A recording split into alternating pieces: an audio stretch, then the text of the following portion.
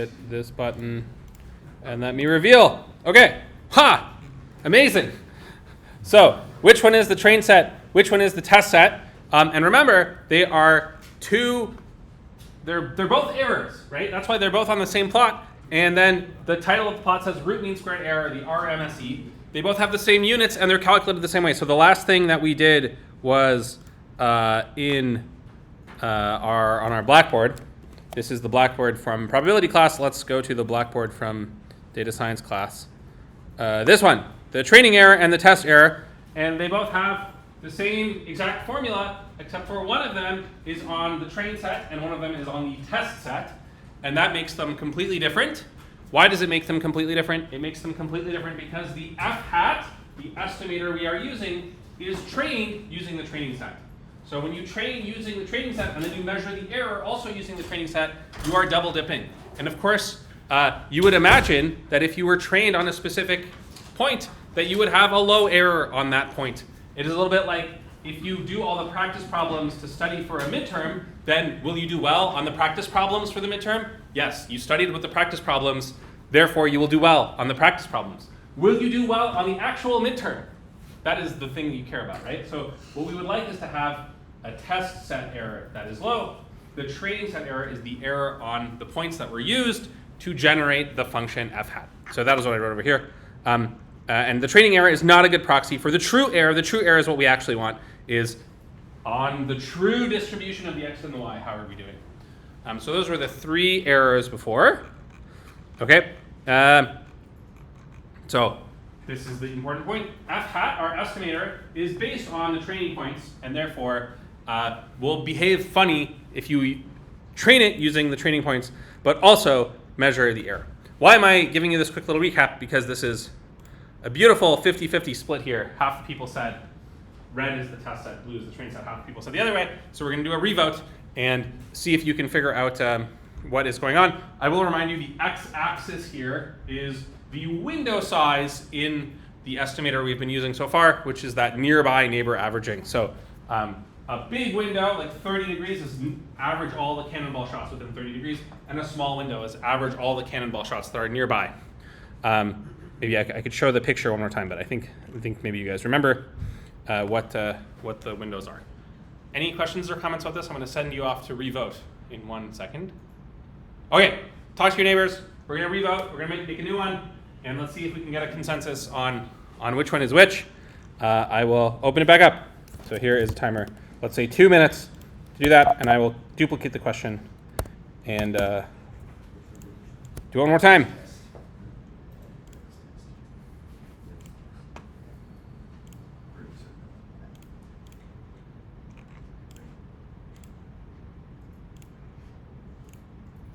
Okay, so it's open again. Even if you don't want to change your answer, you have to put in your answer again. And let's see which one is which.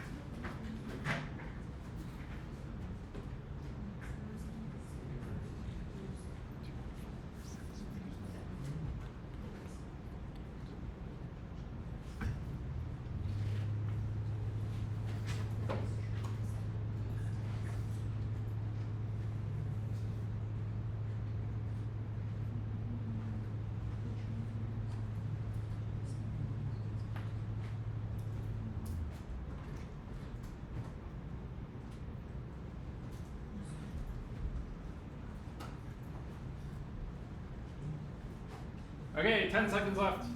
Which one is which? I didn't give you any hints except for I just reminded you what all the different things are. And we'll see if that was enough. that you figured out which one was the right one. Okay. Timer, stop even. Okay. Okay, what did people say? This time, okay.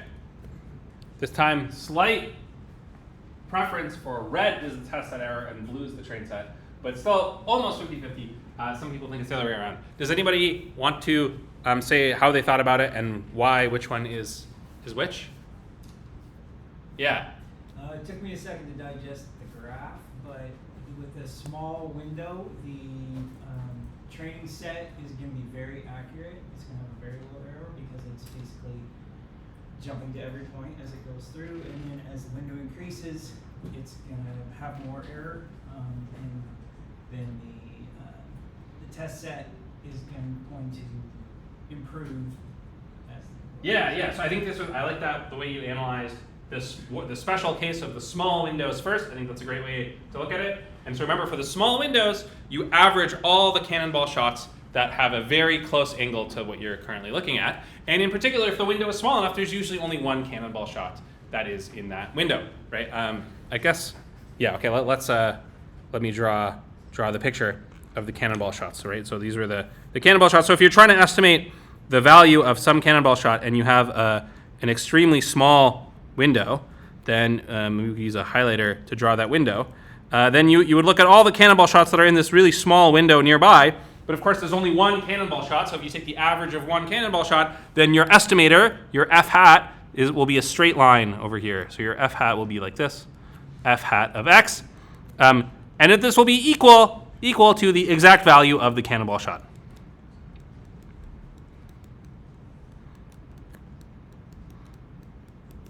In the training set.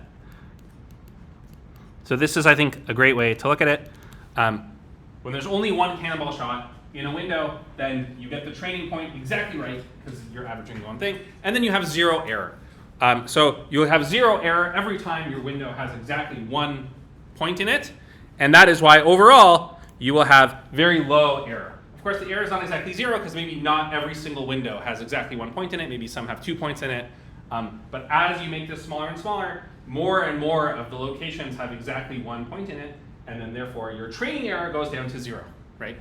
And this is a perfect example of what they call overfitting, right?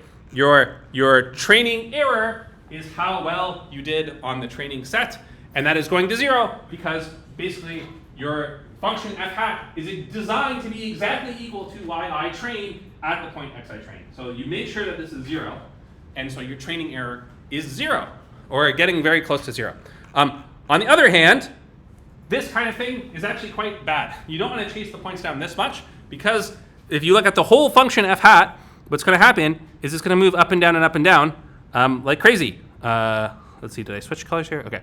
So your function f hat, remember, it was going up and down, and it was chasing down all these data points. So it was kind of moving around too much to perfectly fit the training set. And that is not good because we know the true thing we're looking for is the true function f of x. And so by hunting down the individual training points and getting zero training error, we've actually done these crazy wild deviations from the smooth f of x that we're looking for. And so we have more error than if we would have just done something smoother that doesn't go out of its way to fit every single training point. So that's exactly what's going on over here. The training error is very low. We're getting the training points almost exactly correct. But the other error, the test error, is actually very large because we are overfitting. We have fit the training points too much at the cost of fitting what we actually wanted. And the best error we can get is over here. So we want to minimize the test error. So the correct answer is the one people were leaning towards. The red is the test set error and blue is the train set error. And this is a very common mistake. People think, I want to make my error as small as possible. You do want to make your error as small as possible, but not your training error. So don't fall into the trap of thinking it's the training error. Let's add in one more phrase that sometimes people use, which is, they call it the generalization error or the generalization gap. And that is the gap between your training error and your test error. And over here, we have a huge generalization gap. Whereas over here, it's actually negative, which is unusual, but sometimes happens.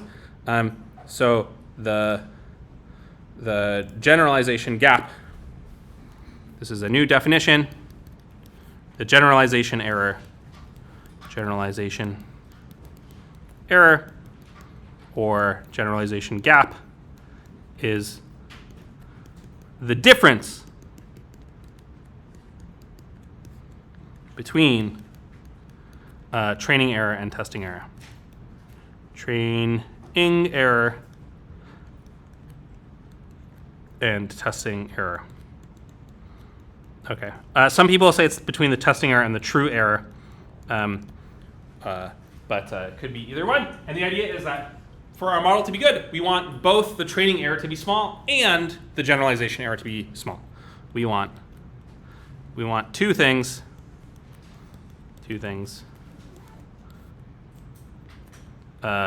Low train error,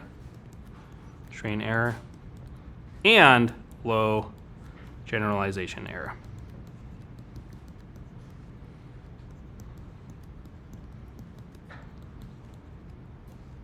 Okay, so going back to the analogy of studying for a math midterm, when you are studying for a math midterm, you want to be able to solve all the practice problems that were given to you, but you also want to do it in such a way that you're not just memorizing the practice problems, you want to be able to take the lessons from the practice problems that were given to you and generalize them to other similar problems. So to do well on the real exam, you must do well on all the practice problems and also have understood the practice problems enough that you can see the patterns between the practice problems and other similar problems so that you can do well on the test. So these are the two things that we ideally want to have. And that's two different ways you can have a problem. If you have a really bad generalization error, you are overfitting. You are fitting the training points too well. If you are underfitting, then maybe your training error is not as small as it could be. So overfitting would be having a high training error, maybe with a low generalization error. So that's something you can write down. So let's do overfitting first. Overfitting is a bigger problem than underfitting because most people don't understand that it exists. Overfitting means high generalization error.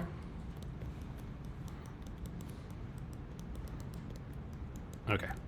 And underfitting is the opposite.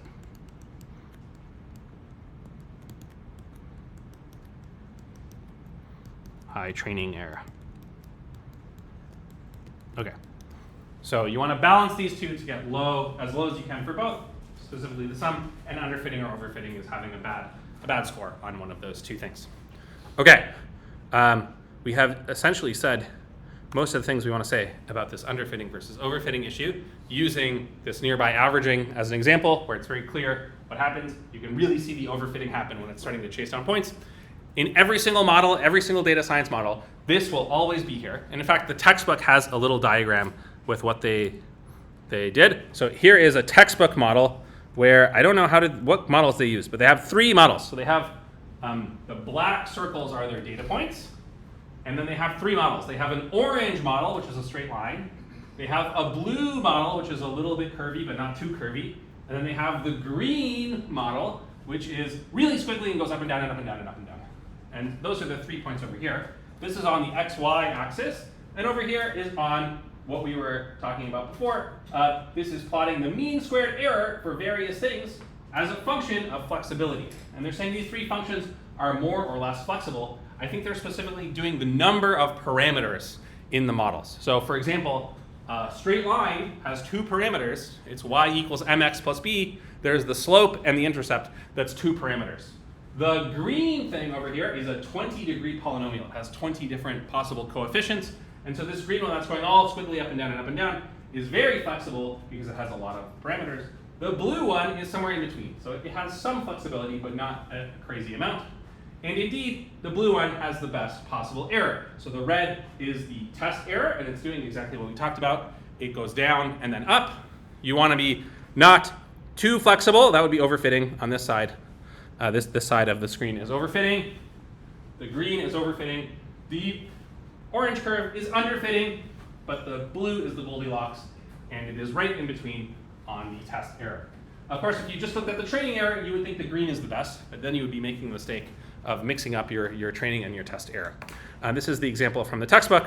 And so on this one, the overfitting is on that side, underfitting is on this side, whereas in the nearby neighbor, it was the opposite way, right? So a small window meant overfitting, In this one, too much flexibility means overfitting. They're the same issue at the heart of it, though, just flipped. Okay, I think that's all I wanted to say about overfitting and underfitting and training and test sets and this kind of stuff. Any questions or comments about this? Yeah. I wonder if the curve would be good ones, because I think it would be depend on data sets. Yes, of course. Yeah. So you're saying how do we know the blue one is the best one, or? Oh, I mean so in the exercise 1. Yeah. It's the minimum of the test. Yeah, which value of the window size had the minimum error? Yes. Right. It wouldn't be the minimum of the what? So I want to say if you choose the wrong test and the training sets, yeah, it would be more messy graph. Uh-huh. I think. Oh, I see. Okay, so you're saying, is it a sort of a coincidence that it's a nice smooth graph? Yeah. So yeah. In this case, it's not look like it doesn't look like the second slide. Well, okay. So I guess the point is it's not exactly the same graph, but it's the same overall shape. So the red is the test error, and they both have the same U-shaped thing. Yeah. So they have one end where it's very high, where it's overfitting. Yeah. On this graph, the overfitting is on this end.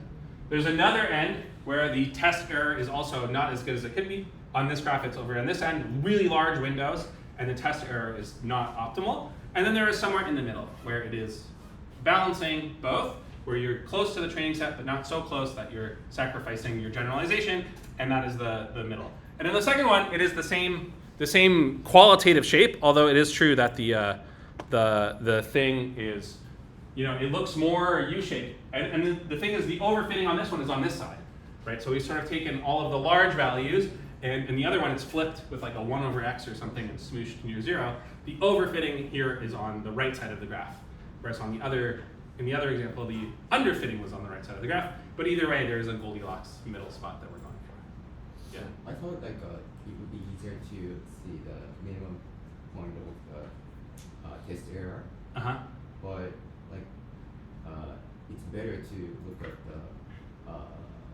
if it's lower in the test error and the generalization error. You have to. Yeah. So when you are actually doing it, you want to minimize the test error. Yeah. But I think the conceptually you want to understand when I am minimizing my test error, which is what we always want to do, there are two ways it can go wrong, right? So one way it can go wrong is if you're overfitting and your training error is very low and you have a high generalization error. And the other way it can go wrong is if your training error is not even low. So it's true, you could say, I'm never going to think about the training error. I'm only ever going to look at the test set error, because that is, at the end of the day, what you want. But this lets you diagnose what is the problem, right? So by having this dichotomy of underfitting versus overfitting, and knowing, hey, this is underfitting, hey, this is overfitting, it can help you understand what to do next.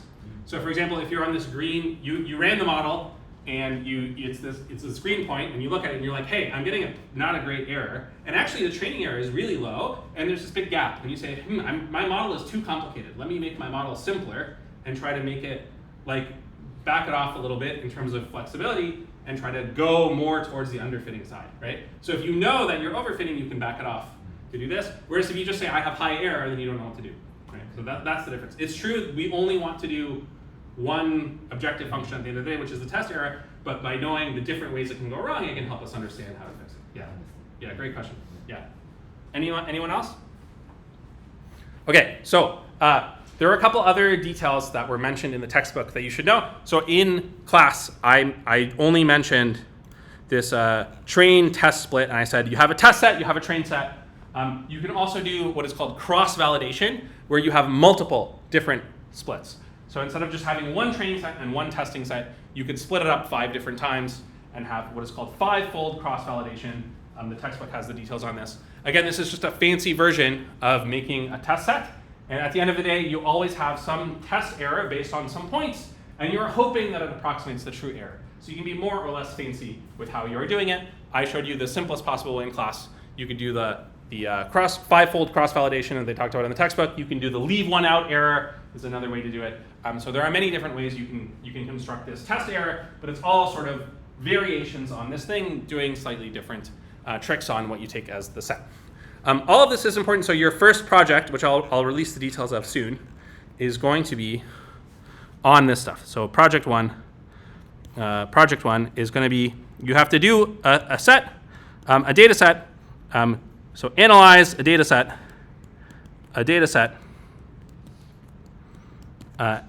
and show over versus underfitting, and find the perfect sweet spot. Okay, and the details will be released in the next day or two. Definitely by Wednesday's class, we'll be able to talk about it in detail. The data set is a housing data set. So housing data set. So every y value is the price of the house, and then the x will be a big vector that will have lots of information about the house. So x is going to be a vector. It's going to be like the number of bedrooms, age, etc. Lots of different information. When you look up a real estate listing about a house, you get lots of information. And then the goal is to come up with a predictor, an f hat, that is predicting the price of the house very accurately. So goal, find f hat to predict the price of house. And you want to minimize, again, the test error. Okay, this is going to be the project. Well, details coming soon. The question is, could we use what we've done in class so far on this thing? So could we use the nearby neighbor averaging? And I want you to think about, in the context of this, what are some pros and cons of the nearby neighbor averaging? So remember, we had the window sizes, we were averaging points. What are some pros and cons? And if you want to think of something, you can think of, imagine it was a house data set. What would be some pros and cons of using the algorithm that I showed you, the model that I showed you of this averaging? Okay, let me give you a minute to think about this.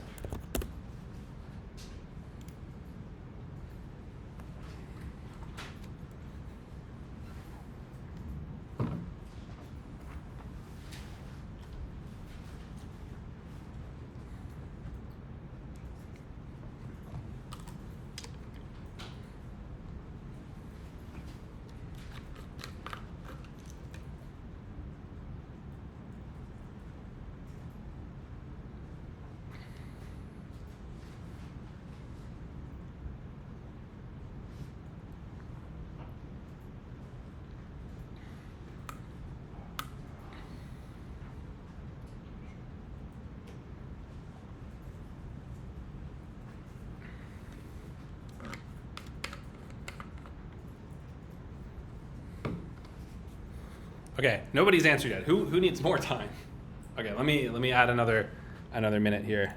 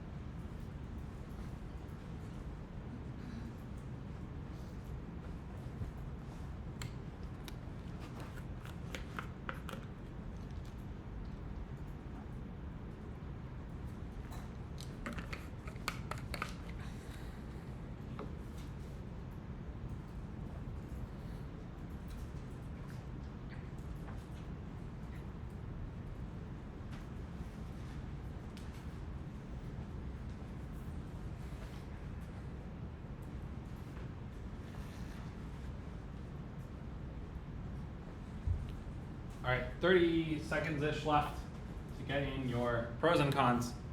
Again, this one, there's really no wrong answer, so just tell me anything you think is a pro and a con, and we'll go from there.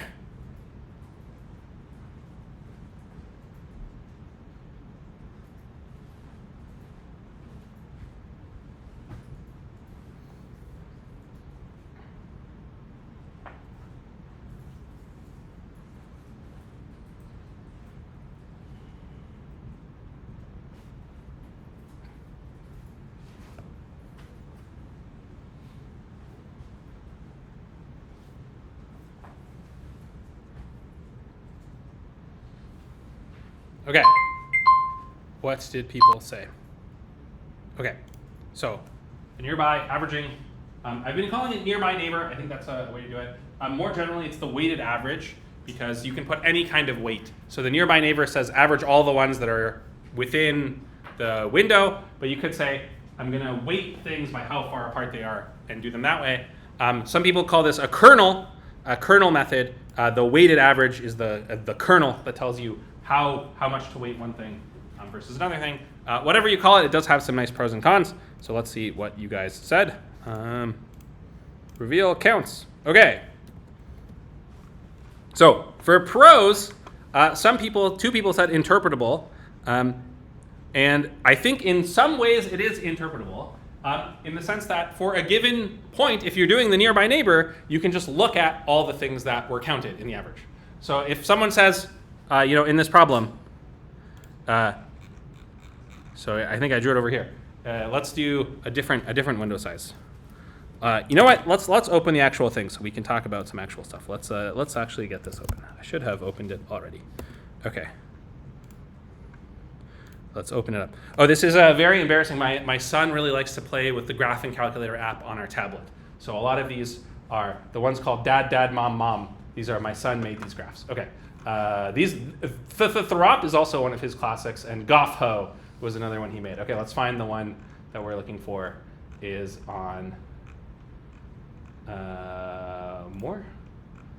Yeah, here it is, the averaging. Okay, so for a given point, okay, you have like something over here, and if somebody says to you, why did your estimator say, let's make it a nice round number. Let's say at 50 degrees. Yeah, let's do this. So you're what's halfway between 45 and 60? It is, I guess, 52.5. So if someone says, why did you output an estimate of 11 meters for a cannonball shot at 52 degrees?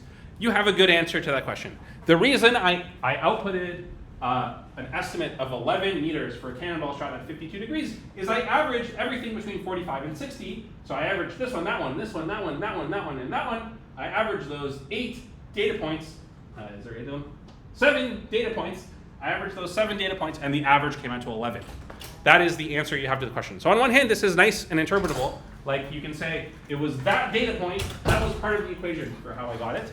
On the other hand, it's kind of a little unsatisfactory. Like you've answered a why question with something that is not very useful. One of my favorite jokes when I was a kid is, why is a giraffe's neck so long?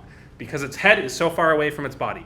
So yes, you have answered the question, but it doesn't like give you any insight as to like, okay, this 11 was the highest value of all the possible cannonball shots.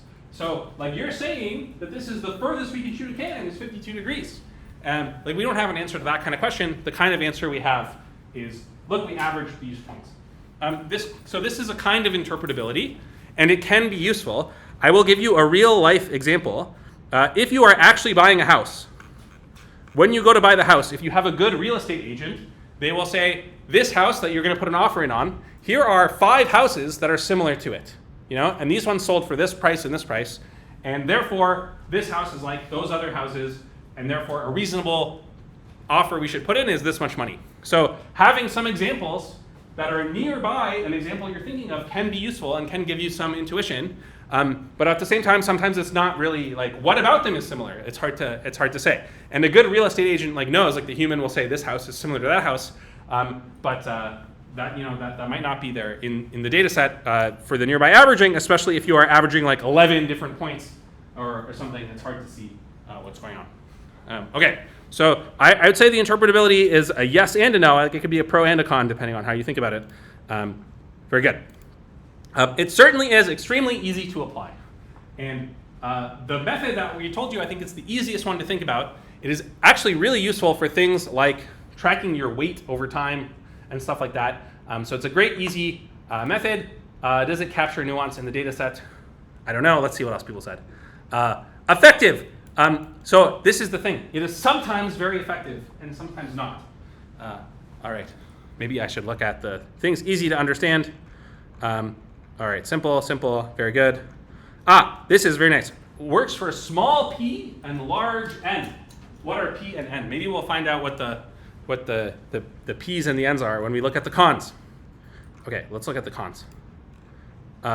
Cons. It is sensitive to irrelevant features. This is also to do with that magical number p someone was talking about. All right. So someone said you can't use it for a larger data set. And larger is doing a lot of heavy lifting here. Larger in a certain sense makes it hard to use, and a lot of people are talking about this. So like the sensitive to irrelevant features, larger over here, points are close. All these things are here. Someone wrote curse of dimensionality. All of these things are the right kind of thing. Let's see if someone else wrote every. K is something. And all of these things are a major con of this method is it is not very good in high dimensions. So I'm going to write this one down. The kernel averaging, kernel, aka nearby, aka weighted averaging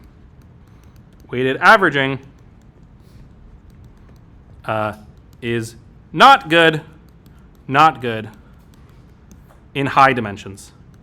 And there are many different ways to say this idea, some of which people said. And this is what the p is the dimension of this thing. And this method is not good if the p is large.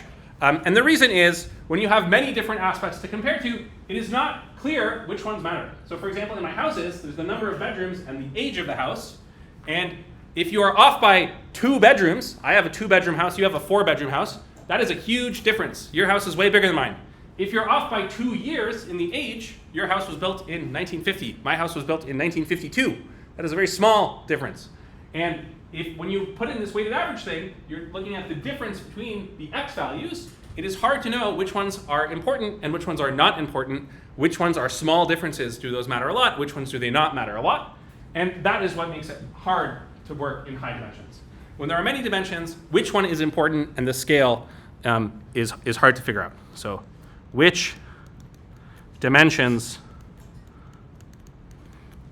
are important and the scale of dimensions is harder when there are many dimensions.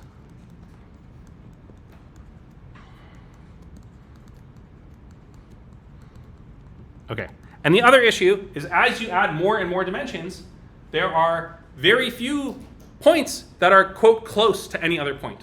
In a very high dimensional space, sort of all the points are sort of far apart in some of the dimensions. So even if we have the same number of bedrooms exactly, we're both 3-bedroom houses, all the other dimensions could be so different that the algorithm would think they are far, far apart. And so this is sometimes people call this the curse of dimensionality, or this is one of the many curses of dimensionality, which is very few nearby points. So even though the algorithm we've been talking about, or the method we've been talking about this whole time of the averaging, is a very good algorithm for 1-dimensional data or 2-dimensional data, it does not scale well for something like a real-life data set of houses because the x is too high dimensional. And in fact, people don't really use it for real data sets, because in real data sets, you often have this thing of having many different x values that you want to sort through. And that's why we're going to learn a different method, and that's the method you're going to do on your project as well. So the method you will do on this project is what people call linear regression. And this is a parameterized method, so has parameters. And in some situations, it can work well, even if the dimension is very large. Has parameters. I'll say is parameterized, so it has parameters. We're going to talk about these parameters in just 1 second. Is parameterized. Okay. I'm going to start talking about this linear regression stuff in a second. That's what the sort of videos have been about for today. but let's see if anybody wrote anything else. The cons, the computationally expensive, actually the nearby neighbor averaging is very computationally inexpensive. So of all of them, and you'll see that as you have more and more parameters, things get more expensive. So large number of data points is totally fine. It's just the large in the sense of the dimension is large. That would be a problem. So same thing with this every area. If the dimension is large, then it's hard to have enough data points in sort of all the parts of space that you want to care about. The window size does matter a lot, but the window size on its own, you can manage that by just doing a test set. So you check different window sizes, you generate that test set size. So the fact that the window size matters a lot is actually okay, because you can just test them out and see that which one is the best. But yes, okay. Okay. Let's see if anything else. Okay, so these are all good ideas for the most part. Okay, so I'm going to switch to talking about linear regression for the next little bit, which will be our next sort of big topic. So our first topic was this errors and understanding errors, and now we're going to look specifically at linear regression, and we're going to see all the things we did before with test and train error. They apply to linear regression, but linear regression has some sort of little quirks in it that you should get used to, and then your project will be to use linear regression and make sure you understand overfitting and underfitting on this real-life housing data set. Any questions or comments about anything before we start talking about linear regression specifically? All right, let's start going in. So the first thing I think to point out is linear regression is a parameterized model. And so we had this general workflow from before, which was to get the data and decide on a procedure. And then once we chose the hyperparameter before, then we were done. But the hyperparameter completely determined the f hat. But in a parameterized model, you have the hyperparameters, and then you also have the parameters. So the workflow is a little bit different. And you have to sort of add a step where you do this thing. So I'm going to make a new workflow over here for parameterized models. So let's make a new workflow. Okay. So this is the workflow for parameterized models, of which there are many parameterized models. Okay, so step 0 is always the same. Get data. So that's x and y pairs. Okay. Let me see. What did I call step 1 before? Let me call the steps the same thing. Oh, okay. That was step 1. So that's a good start.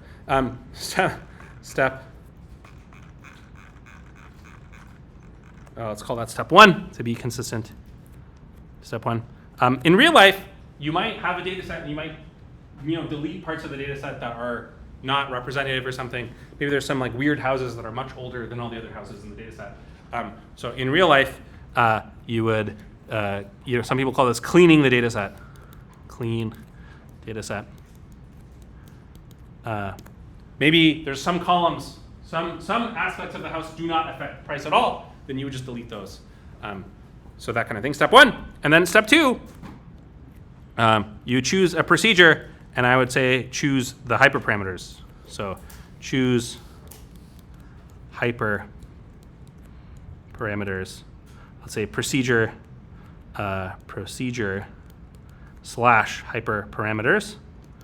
Before, the hyperparameter was the size of the window. There are many other procedures or hyperparameters you could do.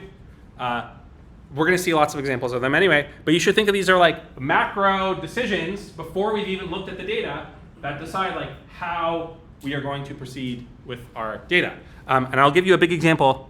An example is if you're doing polynomial regression, you do the order of the polynomial. Another way to say that is the number of parameters. Let me say a number of parameters. Example, this is a really important one. The number of parameters. Number of parameters. Okay, so some models you can just choose straight up the number of parameters.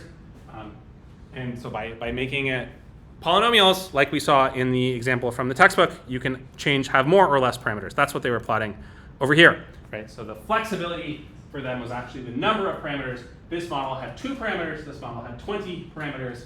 And that is something you can choose. As always, you have to minimize the test error. So these hyperparameters are the things that you can tune to try to balance over versus underfitting. But step 3 is fit the parameters. So find the best parameters that work. The best parameters on the training set. Okay, and I guess, did I skip the part where we make the training set and the test set? I think I called that 3A or something last time. Step 3A, split into train and test. Okay, let's do that. So step 3A. And I did mention, we can put that down in writing, step 3A is split into train and test. And there are many ways to do that. Train, test, or choose k-fold cross-validation, or the leave one out error. You could do that as well. So you have some procedure of measuring your test error. The simplest possible thing is to divide into 2 sets. You can do something more fancy as well. And then once you have done that, only on the train set you find the best parameters. How do you find the best parameters? There are many different ways, but the example that we are doing it in linear regression, there is a formula. There is a linear algebra formula. In linear regression, there is a linear algebra formula. In more complicated models, there is more complicated ways to find the best parameters. If you are doing a neural network, this is where you do something called gradient descent, but you try to find good parameters that work. And then, based on the parameters, you have an estimate for the test error for your procedure, and then by tuning the hyperparameters, you can get better or worse. So all of this is sort of like step 4 is really like tune the hyperparameters to get the best possible. Tune the hyperparameters to get the best possible performance. Parameters to balance over versus underfitting,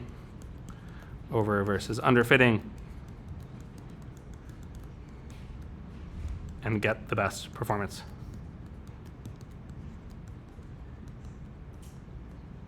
Okay. I forgot the letter N up here. Let's see if we can fit the whole thing. If I zoom out one, we can fit the whole thing.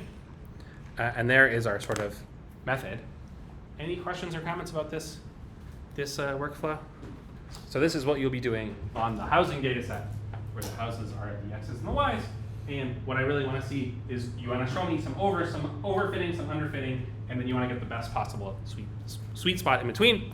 The nice thing is linear regression is a really nice model where step 3 is very simple and not a lot can go wrong in step 3. So once you have chosen the hyperparameters, there is some linear algebra formula, I think they showed you in the textbook and the videos, involving matrix multiplication to get the parameters. And the parameters in this case represent slopes. So in linear regression, the model is, so f hat of x is a linear combination of the x's. So they call it beta 0 plus beta 1 times x1 plus beta 2 times x2 plus ... This is the model. And there's a formula that just tells you what these betas are. And I guess actually these things are hats. They're the estimates of the true things. And this is all very classical sort of statistical things.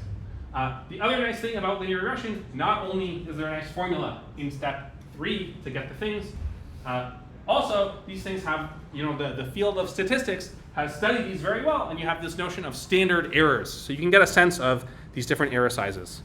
So there's exact formulas for these things. For beta hats and their errors, the so-called standard errors. And we're going to spend maybe not too long, but like about half an hour, talking about these standard errors for a little bit, just to understand what they are. If you have a good stats background, this will be kind of boring. This is like the kind of very first thing you do in a stats class, but it's kind of good to know as a general thing.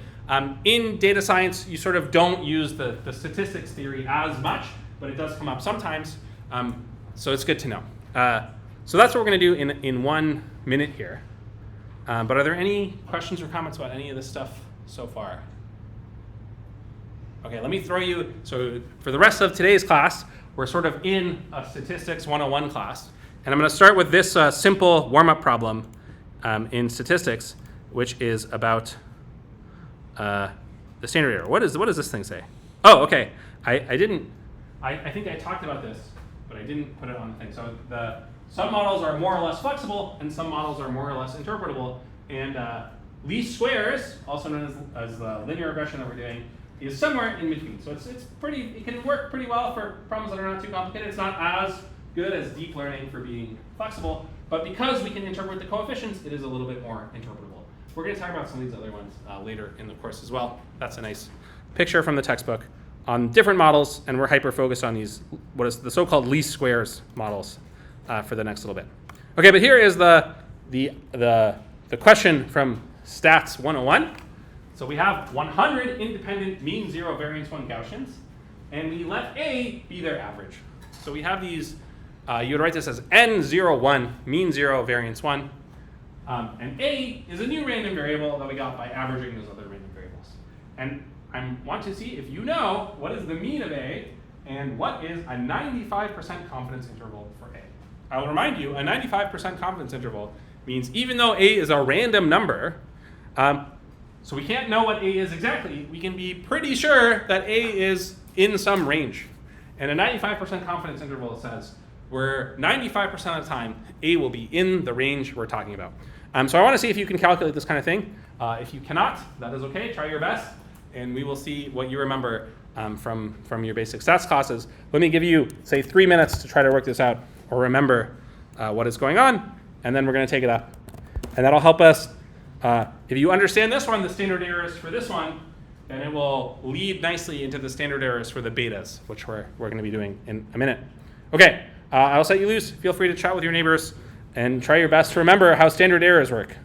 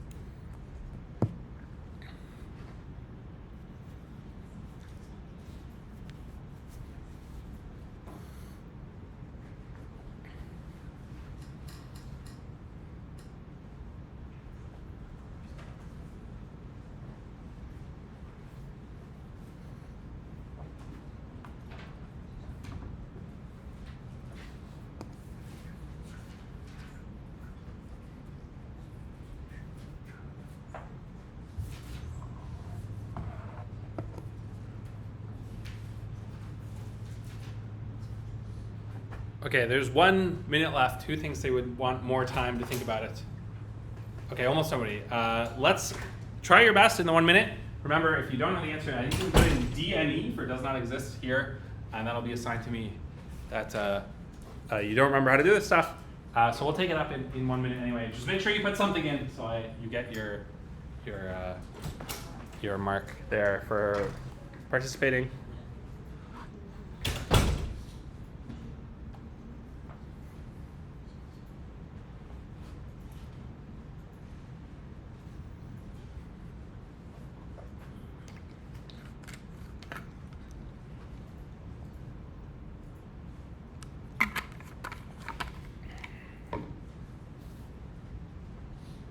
Okay, 10 seconds left. Make sure you put something in, even if you don't know.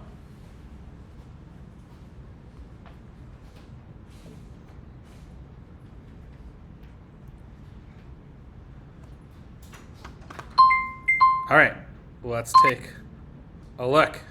The first part, I think, was the easiest part. What is the mean of A? And again, this is back to what we were doing with those fancy E's from a few classes ago. And almost everybody knows the mean is 0. That is exactly right. So when you average a bunch of random variables, you also average their means. That part is very good. The hard part is knowing this confidence interval. And you have to know some calculations with the variances, the kind of thing we were doing before, but also a special fact about Gaussian random variables. So let's see if people knew it. Okay, so 0, 6, 90, 200, all over the place. Okay, very, very nice. And then, okay, so looks like it's split all over the place. Let's recall some facts.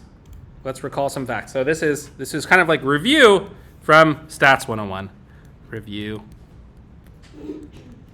from stats. Okay, and here is the most important, I guess, fact is the normal distribution of mean, mu, and variance sigma squared. This is AKA a Gaussian or a Gaussian, depending on your dialect, with mean, mu, and variance sigma squared. When the variance is sigma squared, the standard deviation, or depending on the context, this might be the standard error, is called sigma, and that is the square root of the variance. Okay, and once again, the variance we've talked about before is the expected value of the random variable x minus its mean squared. The mean is the expected value. This is what x is, such a thing. And the standard deviation is the square root of the variance. The variance has units of x squared, right? So if x is measuring in the meters, then then the variance is in units of meters squared, and then the standard deviation puts it back into the same units by taking the square root back to meters. And the important thing to know is the sort of picture. So let me draw the picture over here. The picture looks something like this. It's a curve. The famous bell-shaped curve looks something like that. And the mean here is mu. So that is the x value on the over here where the thing is centered is mu. And the thing to know is how does sigma appear on here? Well, sigma is sort of the characteristic width. So this thing goes on forever, but if you kind of draw the place where this kind of like flips, then this is sort of one sigma is over here, and another sigma is over here. And if you go two sigmas, then you will have almost all the area. So there's a rule called the 95% rule that says that the area of this little piece past 2 sigma is only 2.5%, and the area over here is only 2.5%. So I guess what I'm trying to say is the probability that x is within 2 standard deviations from -2 to +2 is approximately 95%. So the probability that x is somewhere inside, let's try that in symbol one more time. Somewhere in the interval -2 sigma to +2 sigma is equal to approximately 95%. So this is the 95% rule for Gaussian random variables. Who has seen the 95% rule before, or heard of something like it vaguely? Maybe you don't remember the details, but you saw it at some point in your life, and it's rusty. Okay, most people have their hand up. This is the kind of thing you learn in an intro stats class. And that is the thing we need here. So in our situation, I'm asking you, what is the 95% confidence interval? And if you know this theory, the answer boils down to, can you figure out what is the variance of this guy? Because if we can figure out the variance of the random variable A, then we can take the square root of the variance, and then we can put in -2 times the sigma to +2 times the sigma. It is kind of tempting to think that it's 1. So -2 to +2. And I think some people wrote -2 to +2 for its version. So some people wrote -2. A more accurate version is -1.96. So maybe I will add that in my little thing. So this is if you are bad at memorizing like me. So this is like the simple, and then this is the better approximation is that the probability that x is in -1.96 times sigma to +1.96 times sigma that is actually closer, even closer to 95%. These are both sort of true for various values of approximately equal. And this one is more accurate. So these are the facts that we are going to use today. And so the question is, what is the sigma? And so some people, I guess, knew this fact, but put sigma is 1, so that it would go from -2 to +2. But it's not 1. It's something else. And so this is related to something we did earlier in the course, is finding the variance of a sum. So the variance of A, which is the variance of 1 over 100 times the sum from I equals 1 to 100 of the xi. And you have to remember how variances work. The long way to do it would be to write out the variance as the difference between the value and its mean squared, and then use Pythagoras. But I will give you the short version. One fact is that variances behave like squares.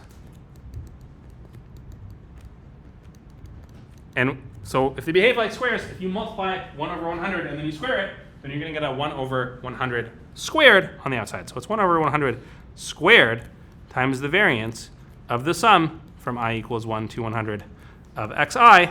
And by the Pythagoras rule, this is by Pythagoras. I will skip some of the details. The variances will add. You might also know that rule from before. Okay. So this is kind of, again, it's like squares, right? If you do the square of the sum, as long as the things are uncorrelated, then that is the sum of the squares. That's it, Pythagoras. And I will skip details. Skip some details. So maybe if you had a stats class, you did this in more detail. Maybe they just told it to you as a fact. But in any case, the variance of the xi, we were told, is 1 for all of them. So you get 1 over 100 squared, and then you add up 100 times 1 over 100 squared times 100 equals 1 over 100. So the variance of each individual xi is 1, but then the variance of the average is 1 over 100. So they're very good. So if the variance is 1 over 100, and we had this thing over here with a -2 to +2, so it should be from 2 times 1 over 100, so -2 times 1 over 100 to +2 times 1 over 100. And let's see if anybody said that. So that would be like -0.02. Did anybody write -0.02? Nobody wrote -0.02. Okay. Lots of people, it seems like the most common answer was 1/10. -0.2 to +0.2. -0.2 to +0.2 was the most common answer. But over here, I got a 1 over 100. So what's going on? So, or is it? So some people I wrote this. Other people wrote this, -2 times 1/10 to +2 times 1/10. Which one is right? So 95% confidence interval. So lots of people wrote this one. I wrote this one on the board. They are obviously not the same. So something is going on. I will let you guys think about it for a minute, and we'll revote. And let's see, can you figure out which one of these two is correct? I'll tell you for sure it is either this one or this one is the correct answer to the question that was given. What is the 95% confidence interval for the random variable A? I will let you revote and have a minute to think. Consider these possibilities. Let's do a minute 30.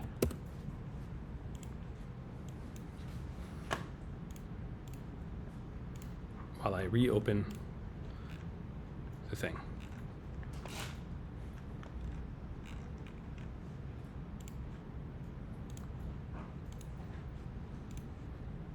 Okay, it has been opened. You can revote and put in the value, or you can put in whichever answer you think is correct between those two.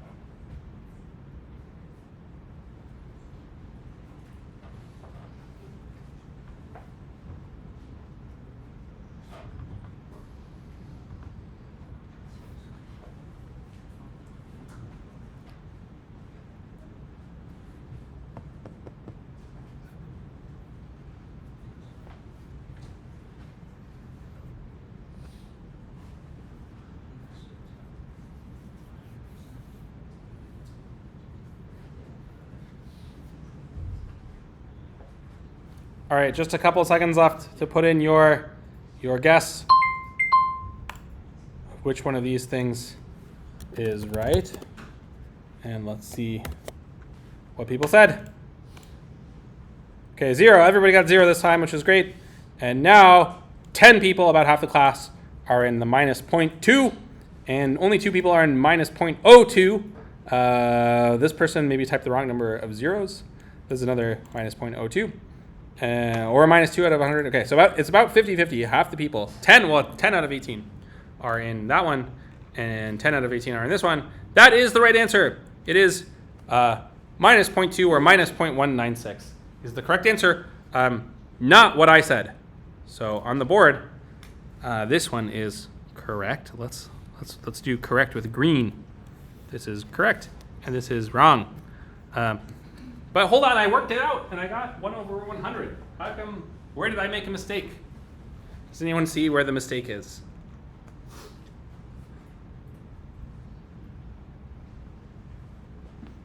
So why is it that I did all this math and I came up with an answer of 1 over 100, and then the correct answer was 1/10?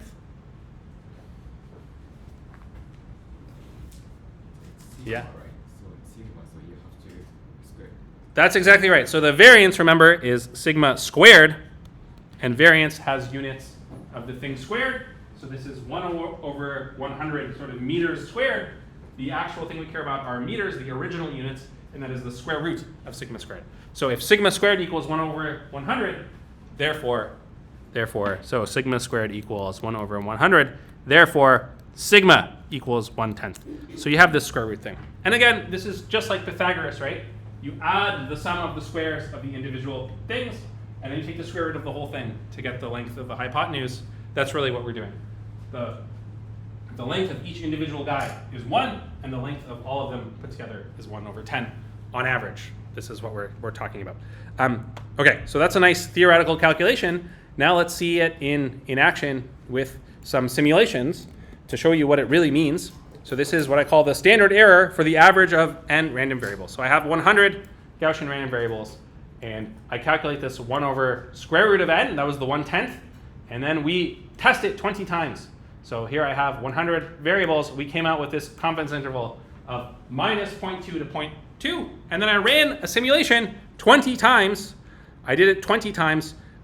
In the first test, the answer, A, what I called A for average, was 0.01. Is 0.01 in the interval minus 0.2 to plus 0.2? Yes, it is. The second time I ran it, it was 0.02. Is that in the interval that I ran? Yes. And I did this 20 times, and things worked out quite well for me. 19 out of 20 times, the true value was inside the interval I found, and one time it was not. This is what the theory says is supposed to happen. So minus 0.02 to plus 0.02 is a 95% of the time. 19 out of 20 times, it should be somewhere in this interval. 1 out of 20 times, it should be just outside. And that's indeed what happened. Let's run it again to make sure I didn't just get lucky. Let's see, if I run it again, what will happen? And let's see this time. So here it's a different setup. This time, it was 20 out of 20 times. Remember, it's 95% on average. If I run it again, we'll get a different number of things. Okay, here, this time, it was exactly 1 again. Right? 19 out of 20 times, it was inside the interval. 1 time out of 20, it is outside of the interval. So that when people talk about confidence intervals and standard errors, this is the kind of thing they're talking about. Take a random number. It's random. You will not know where it is exactly, but you can be quite sure by using simple statistics math of where it will be within a range. That's what we're doing. Any questions or comments about this? Okay, so this is the very basics of one number, right? This is just like just the x's. But of course, in data science, we care about x's and y's together. And so that is the next little experiment I have over here. I call it simple regression. And same kind of situation as we had before in the cannonball example, but things now are nice and linear. So I have these black data points. In real life, you only get to see the black data points. But because I generated the data, you also get to see what I call the secret mean. And the secret mean is this blue function. It is a nice linear function in this case. I believe it is the function, does it go through 0, 0? It does not go through 0, 0. I think it's the function 2x plus 1. Could it be 2x plus 1? What do you guys think? Maybe 3x plus 1. Let's see, let's plug in minus 2. Minus 2 times 2 plus 1 is minus 1. I think it's 3x plus 1 is the blue function. Now we Go read the code and see if I'm right. What was the secret thing? Oh, yeah, there's a true beta 0 and a true beta 1. There are 2 and 3. And then the secret function is true beta 0 plus true beta 1 times x. So it is 2 plus 3x is the true function over here. Okay, so far, not much going on. The black points, just like in our cannonball example, they are equal to the secret mean function. That's what we want to actually estimate, plus some random noise. And that's that random noise that we got to deal with in data science. Okay, how are we going to deal with it? Well, we're going to do the linear regression. So this is the formulas that were in the textbook. So I calculate this thing called beta hat 1, and there's some formula I looked up in the textbook. It's a sum of x data minus the average x times y data minus the average y divided by some sum. And same thing with the beta hat 0. These are my estimates for what those two slope numbers will be. Okay, maybe before I reveal what this is, let me write down a little bit over here. So our model,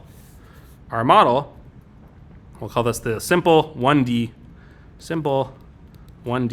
data regression, linear regression.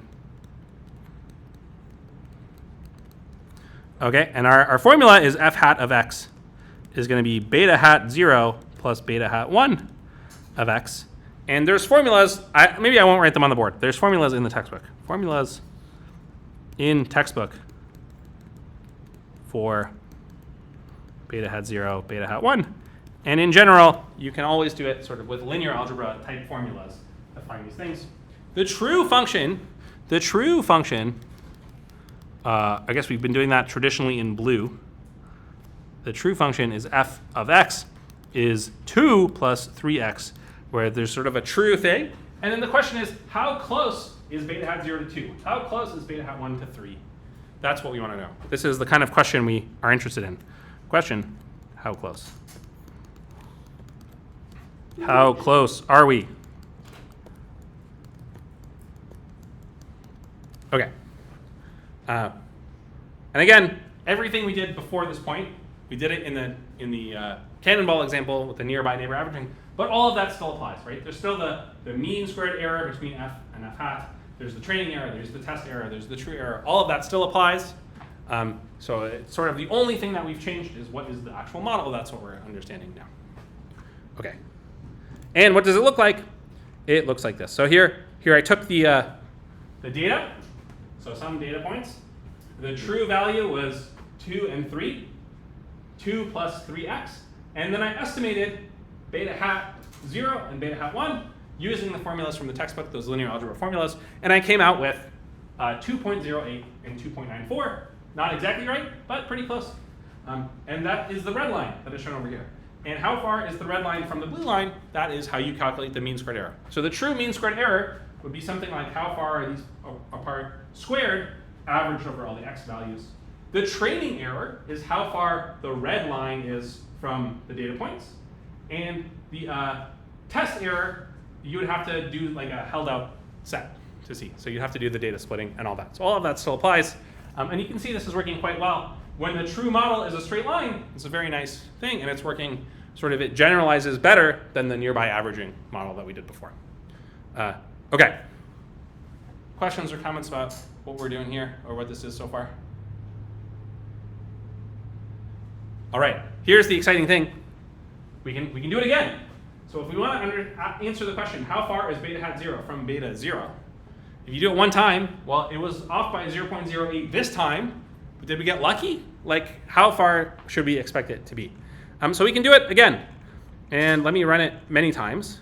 So here I did it many different times. In fact, I did it 20 different times. So I did trial 1 up to trial 0 all the way up to trial 19. So here are my estimates for beta 0 and beta 1. Remember, the true answer was 2 and 3. And you can see that sometimes I'm very close and sometimes I'm quite far away. So sometimes this could be as low as 1.77. It could be as large as 2.38. 2.38 is the largest. So if you rerun the experiment 20 different times with 20 different data sets, sometimes you'll be really close, sometimes you'll be a little further away. And if you want to get a sense of how close your model is, you should have some kind of theory that tells you, okay, based on the number of data points you have, how far are we on average? And that is what the standard errors do. So just like in the mathematized warm-up problem, let me see if I can pull up the mathematized warm-up problem. So there's a nice theory that you learned in Stats 101 that tells you it's minus 0.2 to plus 0.2. In the textbook, they provide in data in the graduate level statistics course, they tell you the standard errors for this thing. And so the standard errors for this thing are calculated by some formulas, and they come out to 0.3 and 0.26. So the true value for beta 0 is 2, and the standard error says it should have a standard deviation of 0.3, which means it should be between 0.3 plus 2, 2 times 0.3 is 0.6, so it should be between 1.4 and 2.6 most of the time. And indeed, a nice way to visualize this is plotting x versus y, and so the models are straight lines, but you could plot beta 0 versus beta 1. So on this plot, instead of plotting the model as a straight line in the xy plane, I've plotted it on the beta 0, beta 1 plane. So the true model is beta 0 equals 2 and beta 1 equals 3, that dark blue dot. And every time you rerun the experiment, you get a different answer. So for example, this dot over here is a beta 0 of 1.75 and a beta 1 of 2.25. So it's something down here. And the theory lets you calculate sort of the error, how much error is there in the x, or in the beta 1, and how much error is there in the beta 0. And the theory says 95% of the time you should be in this green rectangle. We did pretty good. So 95% of the time it should be in the green rectangle. You'll notice that there are 3 points that are not in the green rectangle. There's supposed to this is a 95% confidence interval. So since I repeated the experiment 20 times, you would expect, on average, one of them is outside. However, there's a bit of a trick because these ones, even though I was off in the beta 1, I got it exactly right in the beta 0. So my beta 0 was correct 20 out of 20 times, and my beta 1 was right 17 out of 20 times. So altogether, that is correct about 19 out of 20 times. If I run it again, let's see. Let's run everything again and see how it does. Does it take a long time to run everything? I guess we're going to find out. OK, here. I ran it again. And now, same kind of thing. Let's run it one more time. OK. Similar. Is it just repeating the same? Maybe there's a seed. Did I set the seed somewhere? Well, in any case, it's not so important. OK. Yes, I must be setting the seed. OK. So it looks something like this, 95% confidence interval. Why am I telling you all this? This is trying to give you a dictionary to translate between statistics results for standard errors and confidence intervals and translate them into what they actually mean in terms of actual things. It's telling you how close are you on average, right? It's giving you a sense of the amount of error that you will expect on average. Any questions or comments about this stuff? All right, I will leave you with one question, which is a very common word in statistics, potentially one of the most confusing words in all of statistics. That's not what I want. I want mathematize. What is this word? Significant. So in the picture that I just drew, if you know what the word significant means, you can easily see it. But if you don't know what the word significant means, then it's very confusing. So what does the word significant mean in this context? And I gave you 3 options. Pick which one you think is the most likely, or the one that you think matches the definition the best. And I guess there's 4 minutes left. So let's run this for 2 or 3 minutes. If everybody knows what it is, then we can be done. Otherwise, we'll finish it up on Wednesday's class if there's still some confusion. So let's say 2 minutes. A minute 30, I think, is good, actually.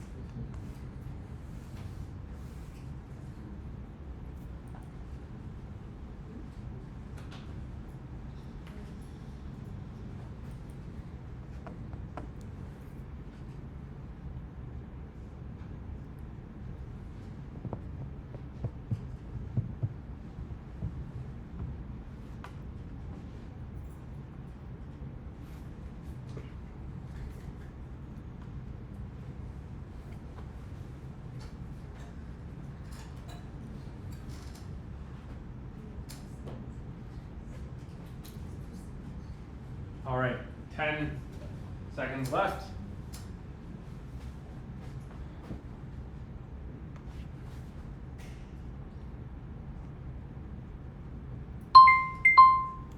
Okay.